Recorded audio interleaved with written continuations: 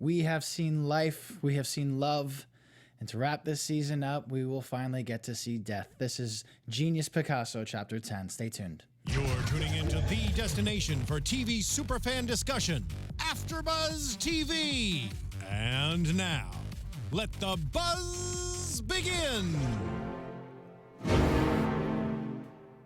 For the last time with the For some reason, now that I hear it, it feels super depressing. It's not the same for me. I'm like getting emotional already. Back right into the last few minutes of this episode. Yeah. Oh God.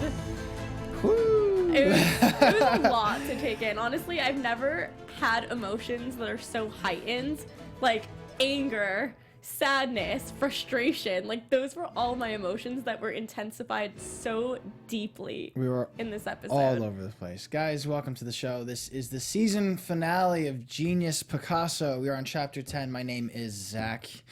We just spoke to Mina briefly. So you gave us a little bit of reaction. Give me more. You're angry, you're upset. Like I don't know what it is about this last episode where I'm like really. It's not about this last episode. It's about the season. Honestly, that is you're why right. what you're feeling is happening. I had the same experience last year when we wrapped up with Albert Einstein. What an amazing show, guys. It really is. You're so right when you say that because it's the culmination of everything. You know, we're so invested as viewers and this is a real story. This actually happened. It makes it that much more different, I guess, in my eyes. And it's just like that feeling of like, wow, like you're watching something unfold that's already happened. There's nothing that can be done to undo history's course. And like, it's in the past. There's nothing that can be done. There's no Hollywood magic. Yeah. You know, no happy ending, so to say, that like some writers like to put in and ruin shows or movies. Yeah.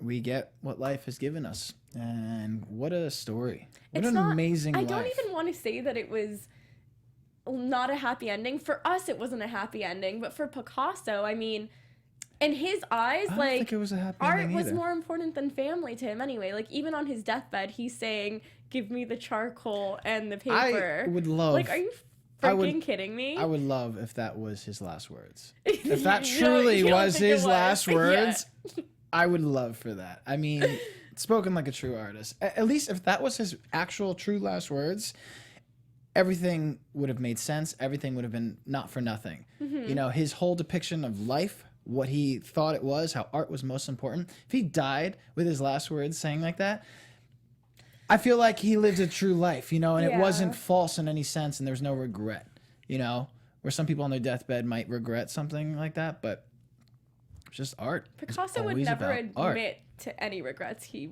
would have anyway. I don't think so There's either. no way. No, he's Picasso. Picasso has no regrets.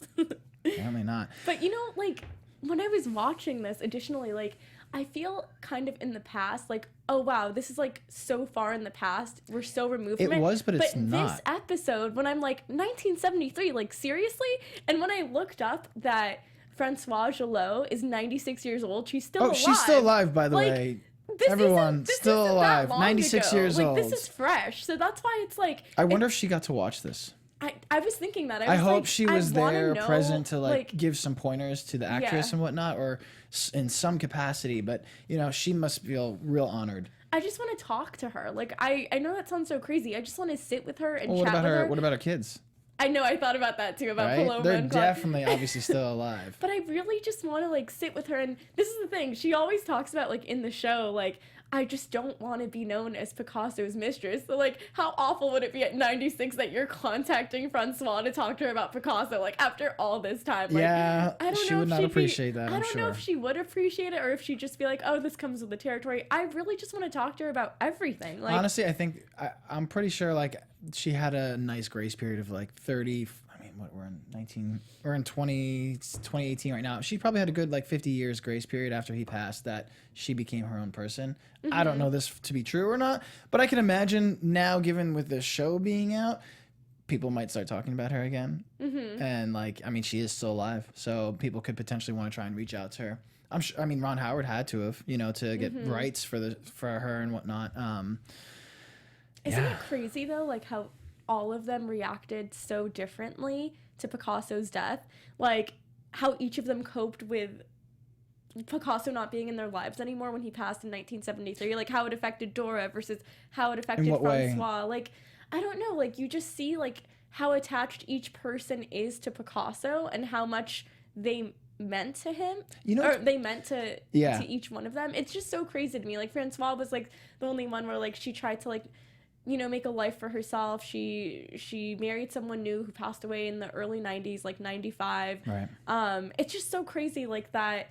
You know, a couple of them committed suicide. Two of them committed suicide because I see what you're saying. Yeah, it's towards the end. I just don't Mary get Therese it. And Mary Therese, Maya's mother, and then who's the other one who committed suicide? Oh, Jacqueline. Dora. No, Jacqueline committed suicide. Sorry. Yeah, Jacqueline. Yeah, but something else happened to Dora where she like I can't remember what they said in the credits. Died. She like died because she died in 1997. No, they were just saying that she started the modernism, surrealism movement. She was like the founder of it, and I forgot what else. I mean, it wasn't anything bad.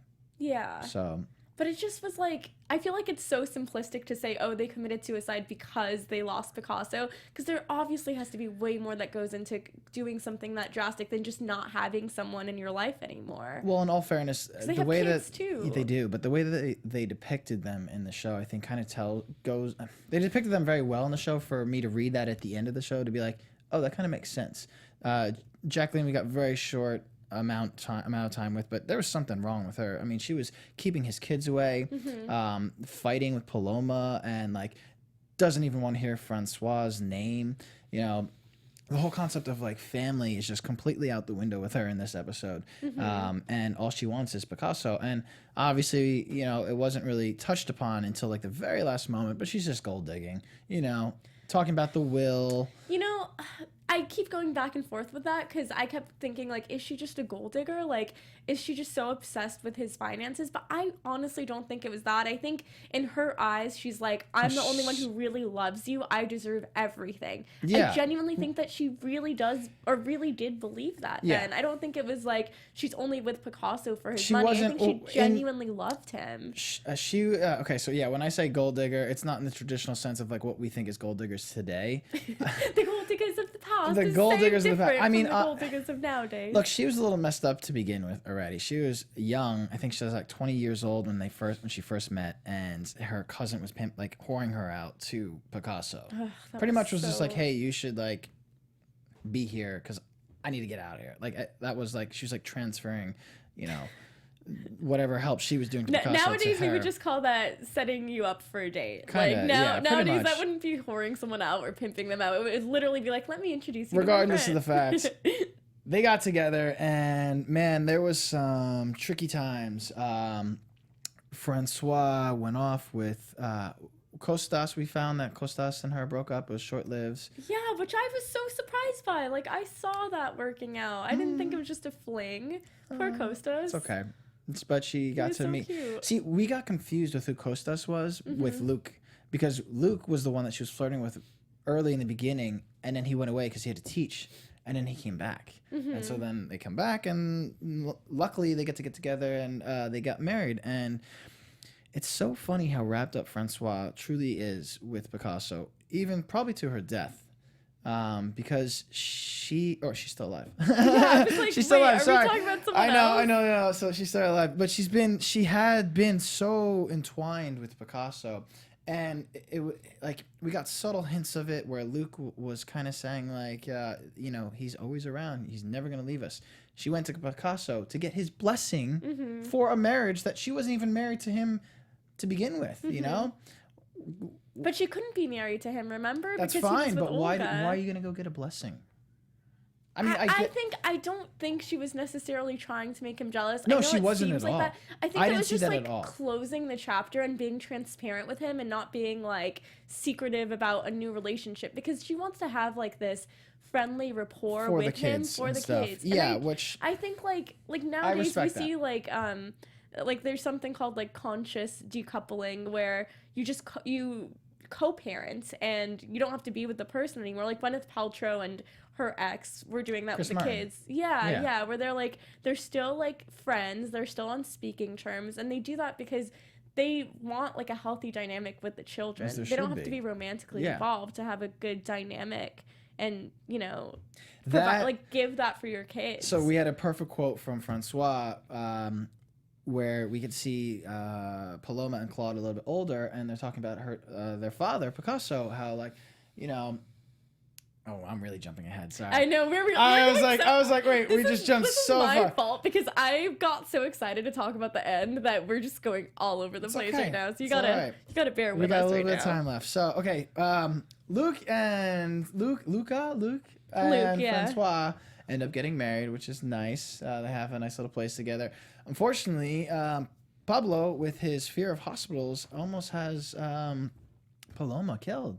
Not killed, but like she almost has a serious issue where Francois's honeymoon gets ruined because Maya, there's so many people to talk about. I know, there's Maya so many names. Sends a telegram to them saying that Paloma's sick and Picasso refuses to take her to the hospital. Now, that is like the most negligent form of parenting. It is, but it brought me back to something. These are like the anti-vaxxers, like the anti-what? The anti-vaxxers, like, you know, the community of people who are like, no, we're not gonna do vaccines. We're just not gonna do that. Yeah. And like the ones that believe in only like holistic stuff. Which there's something there's to a that, validity but it's like, to it. But some of the other, if someone's dying, you need a healthy dose of Western medicine. Something came up in this episode, and I think it might have been. Maybe it was in a preview or, you know, last time or whatever, how they have those little segments before the episode starts. It showed Picasso at a very young age, right before his sister died, I think. And it flashed me to kind of understand. I think maybe Picasso has this fear of hospitals and stuff because of his sister who died, I think he went to the hospital and then she died. It's not just his sister, though. This was like a repeated pattern of loss. But it was his sister that started this fear of like, oh, I went to the hospital of death. And he's and it was like, death, don't take her. I'll give up my art. And he blames himself for going to the hospital for not giving up art. And that's why his sister died. I think that's why it held on. It stayed with him for so long. And it sucks because it followed his loves, you know. It followed Dora was kind of mentally ill. It followed Olga and not Francois. There was someone else that Ferdinand. he lost. No, not Fernand. Well, Fernand, yeah, but he wasn't with her at the time of her passing. There was someone like after Fernand that he wanted to marry, and he really loved her. During World War One. Wasn't that Fernand? No. There was someone after Fernand. Okay. And before Olga, there was someone right in the middle, and I'm like missing her name right now. Name too. I'll figure it out. It's not another name with F, but I know who you're talking about. I'll figure it out in a second. But in the meantime, AFTERBUZZ. Yeah, Fernand. Oh yeah, go ahead. Yeah, no. But I was gonna say, like, in the meantime, you should definitely subscribe to our YouTube channel. Check us out on iTunes. And yeah, definitely follow us on social media at AFTERBUZZ TV on Twitter and Instagram. And I want to let you guys know that here at AFTERBUZZ TV Network, we produce after shows for nearly all your favorite TV shows, from dramas, reality TV, sci-fi, and more. There's no other network that works harder to serve TV fans. But now we need your help. So we're asking that you please subscribe to one or more of our YouTube channels. Besides helping us a ton, here's what's in it for you. 1, it caters specific content you already like directly to you. It also brings your favorite after shows so you don't have to seek them out. And finally, it suggests content from other channels or podcasts that might interest you. Subscribing to our YouTube channels will also help you discover new shows we're sure you're going to love. So since you're already tuned into our drama channel, you might also be interested in 13 Reasons Why, good show, Shades of Blue, Queen of the South, and other dramas in that vein. And also remember that we have channels for other genres as well, so please do not be shy about subscribing to those ones either. And if you're worried about those pesky notifications, don't be, because they're totally optional. So it's super easy, guys. Just hit that subscribe button now for an even easier AFTERBUZZ TV experience. And if you let us know that you did in the comments, we'll shout you out on air. Thanks for being the best fans ever. We promise to continue to do our best to serve you. Very cool.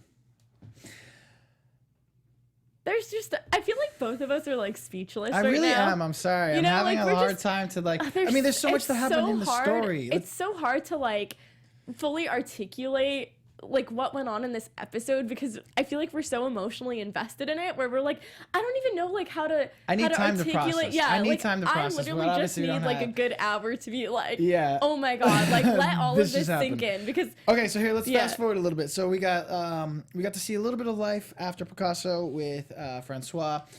Things going on between the kids. It's getting a little rocky. It's getting a little rough as kind of some divorcees, marriages and whatnot, non-marriages happen. But you know, Picasso still wants. He still is in love. Francois. He comes right out. He doesn't care. I love you. Come back with me. I'll get rid of Jacqueline anytime. Do you think that the fact that this has been the only woman to ever leave Picasso, do you think that kind of has shifted the power dynamic in a way where like now he can pursue her? Yes, and I think also the fact that I'm gonna go ahead and say she was the only one that left him. I think that's what the dynamic was. Everyone was obsessed with him except for her. Everyone was so obsessed with him, and she's like this fierce little firecracker. Yeah. Sagittarian, by the way, end of November birthday.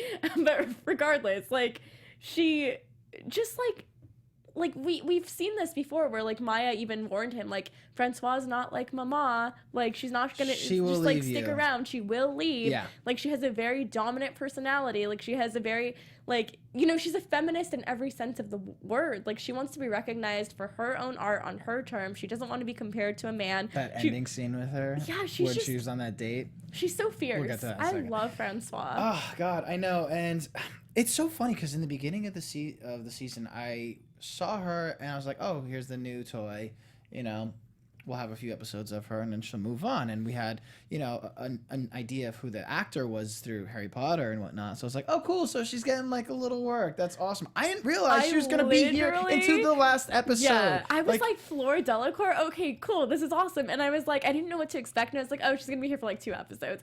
She has been the primal focus, and she has killed this role and really stepped into it and just made it so believable. Like you root for her even though she's cold, which is like when do you ever root for a cold character? Okay, so this is what's beautiful about the show, because it gives you stories and understanding of why people are who they are. Like it's not just about Picasso. Yeah, we got to see exactly who Picasso is, why he is, but it also gives the people in his lives backstories where we got to see a little bit of Marie Curie, like why she was the way she was because of her mother, kind of just jumping. She was sheltered. Like, we got to see why Francois was so cold because of her father, and she still to the last 1977 or 73 was like talking about her father, like I wish, you know, like I need to be stronger, like my father taught me never to like run away from my problems, kind of thing. Always face them forward. Always facing forward, and that kind of brought her back to who she was. And we got into her writing this book about Picasso. They didn't really did you catch how that ended? Like she wrote this whole book. Picasso went to go sue her. He took away for libel. And she's like, defamation. well, I can't be sued for libel if everything I'm saying is true. He took back all of his paintings that he ever did and gave to her, except she kept that one, which is, I hope she still has it. Did you catch who won that battle? I didn't have time to look it up, but like even in the way that conversation, though, because like. But it felt like he won also. I couldn't tell like who was calling who or talking to who, you know, like saying I'm sorry. I mean, there was 10 years of radio silence literally between them where they just didn't talk. And that conversation where she thanks Picasso, like that really did make me emotional. There were so many scenes in this episode that made me super emotional. They both love each other. She would have still stayed with him if he would have just like kind of stopped acting like such a child. I feel like she would have stayed with him. But you know what? Like, I think this is the trap that a lot of women fall into. It's that they think that they can stay with someone because the love is there. But I genuinely feel that love is never enough. As much love as there is, it's not just about love. It's about, like, people don't realize respect in a lot of instances is more important than love. Oh, like, so much. With respect, like, if there's no respect, there's no foundation there. None whatsoever. And there wasn't respect. No. There wasn't respect between them. Yeah, he respected her as an artist, but she even said, you constantly put me down.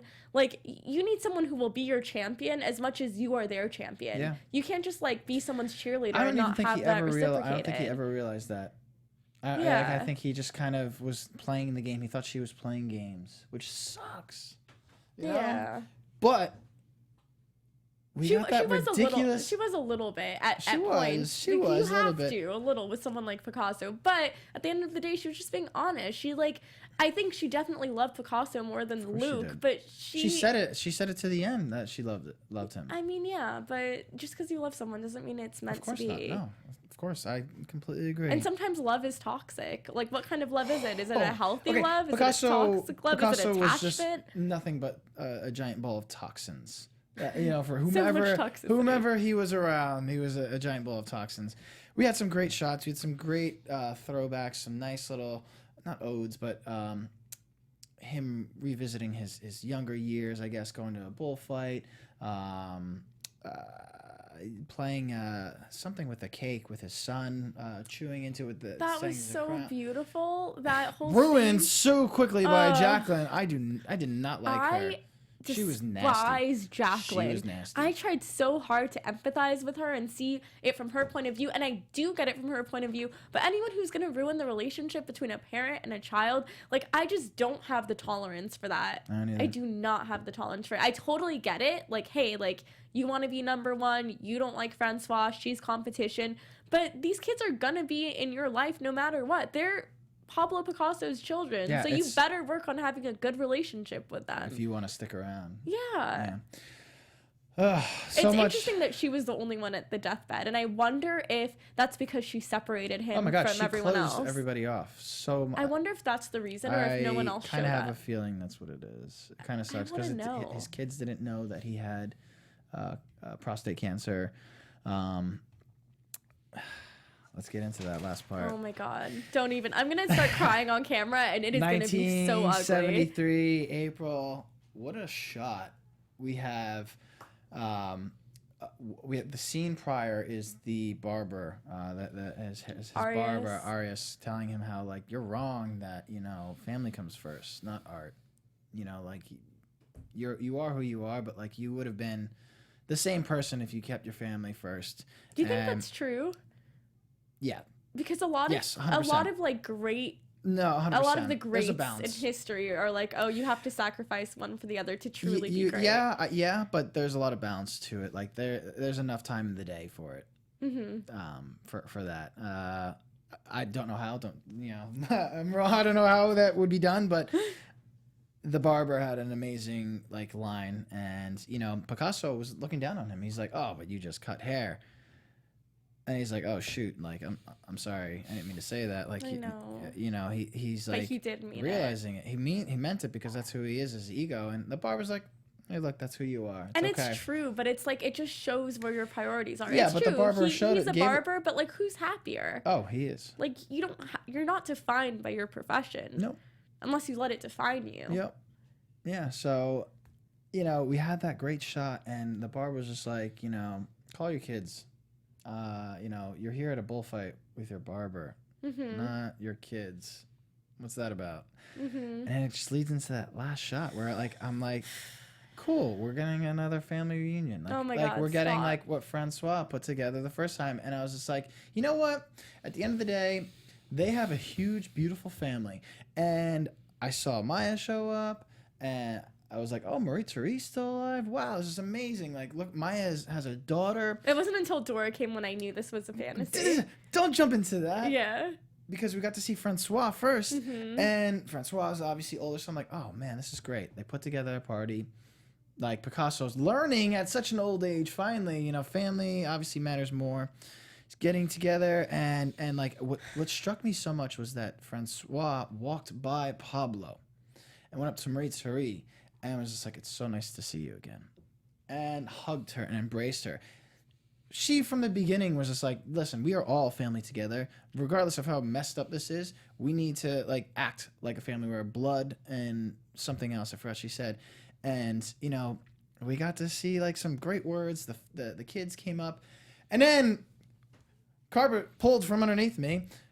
Dora shows up looking like she's 26 years old, like she was back in the past. I'm like, is this just Pablo seeing her like this? Like, what are your thoughts on that? Like, why why do you think they took the artistic direction to do that? Because Dora at that time was still alive. Technically speaking, Dora should have been an older person.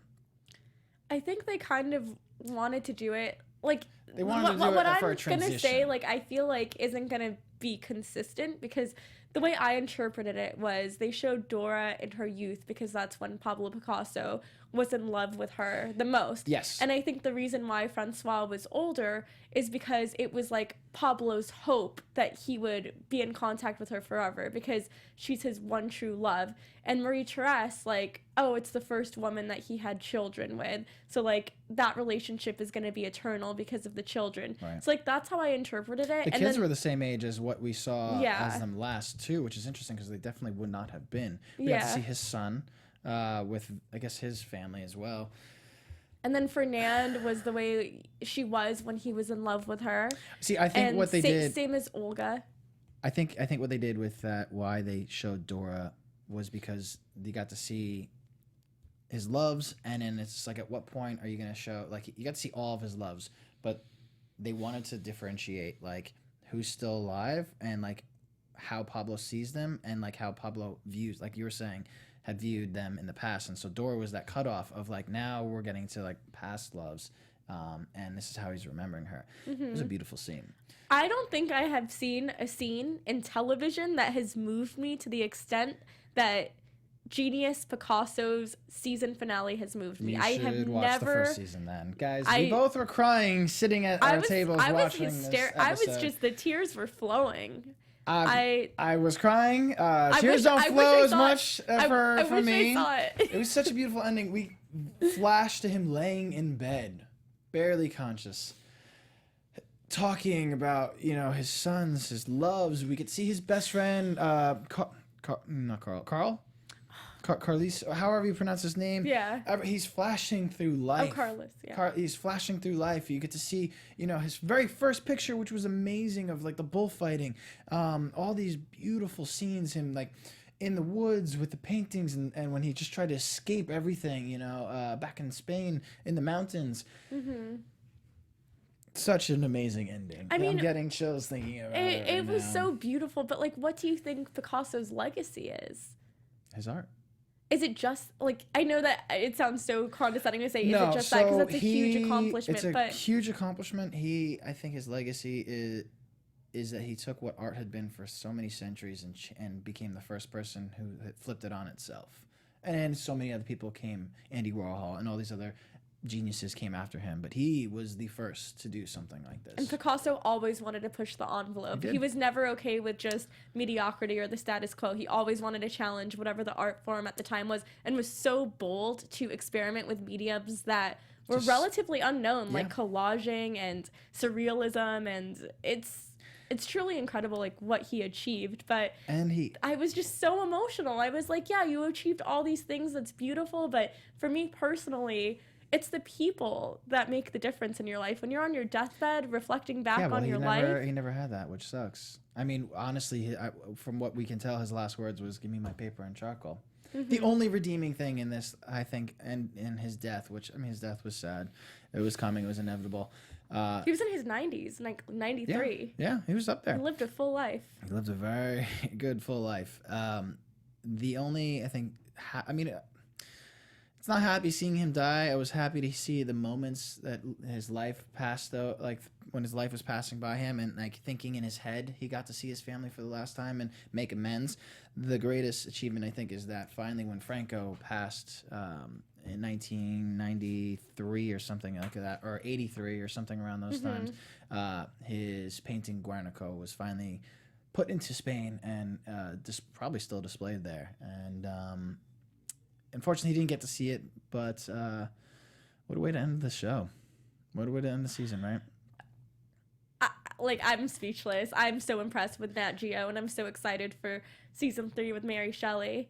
Yeah, that is a wrap, guys. We finished up Picasso. We hope that you guys get to join us next time. We're not going to be able to get to do any predictions because obviously Picasso died. But we can briefly talk a little bit about what is coming for season 3. Your AfterBuzz TV predictions. There we go. We are going to get to see a female artist, a female genius, Marie. Yeah, we've kind of briefly mentioned this We like have a in few the past, episodes yeah. back. Mary Shelley, is going to be the main focus of season 3 of Genius.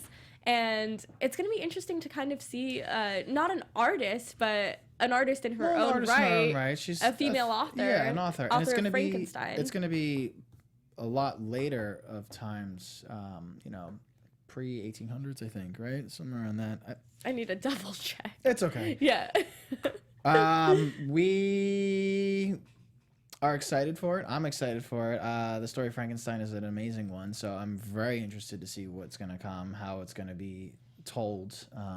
Women's rights were non-existent at that time. There's lots of stories how her husband wrote the book, but really she did. So I'm just very excited to see what's gonna happen. That reminds me of how, like, you would think that we've come a long way since then, but even author J.K. Rowling had to make the initials J.K. Yep. so that she would reflect appear as to a be like a man. male author, so she would sell more copies, which is so ludicrous to me. Like, this is in the 90s. I know. Look, we're gonna have So plenty to crazy. talk about, guys. Let's get your final reactions, and then we can call it a show. Final reactions. Final wow. reactions. I enjoyed. I'm honestly, like, this is one of my favorite shows I've ever watched on TV. I'm glad we not got to even have just you. saying that, swear to God, like, Hands down. so impressed with not just the story, but the cinematography, the acting, the music, All the way up to the the makeup. art, everything. Like, even the prosthetics makeup that made him look like Christopher Lloyd from Back to the Future. Like, yeah, I live for that. I loved it. I'm great. so happy I got to join you guys for a second season, and I can't wait for the third. Mina, for not the last time, but last time for the season, where can everybody find you? You guys can follow me on Instagram at Mina Makes Magic. Guys, my name is Zach Silverman. You can find me all over social media at Zach with a CH Silverman 2. And not for the very last time, but this is our last sign up for Picasso. Guys, it's been a pleasure. Thank you so much. Thanks, guys. From executive producers Maria Menounos, Keven Undergaro, Phil Svitek, and the entire AfterBuzz TV staff, we would like to thank you for listening to the AfterBuzz TV network.